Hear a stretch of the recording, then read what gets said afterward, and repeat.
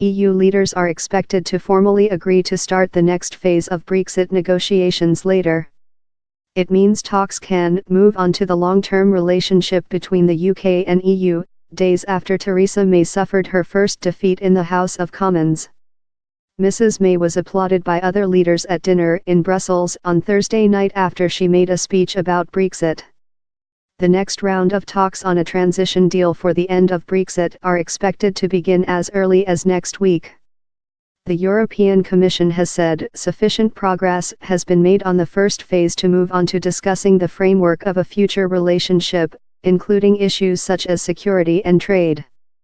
Under EU rules, the Prime Minister will not attend the meeting where the decision is formally confirmed.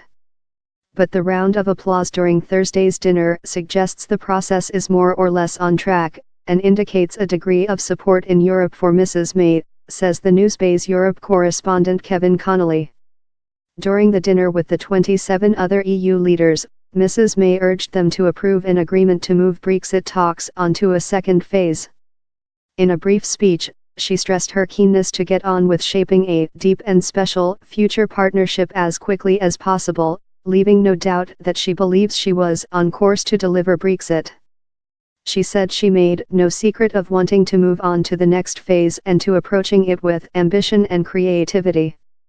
A particular priority should be agreement on the implementation period so that we can bring greater certainty to businesses in the UK and across the 27, she said.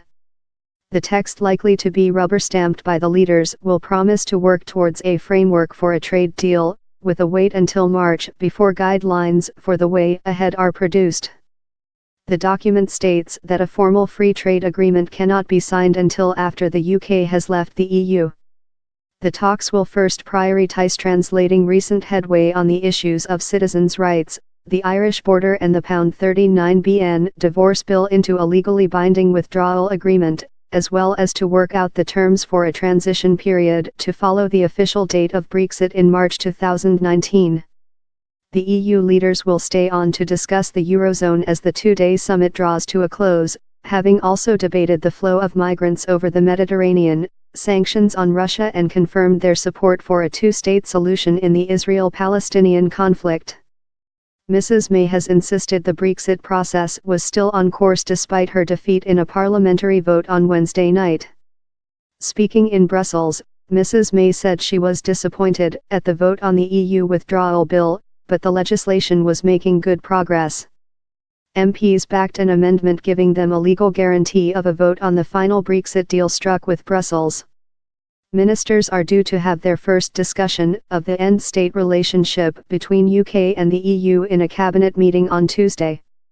Meanwhile, Mrs. May is facing a further challenge next week when MPs vote on a government amendment to enshrine the Brexit date of March 29, 2019 in law.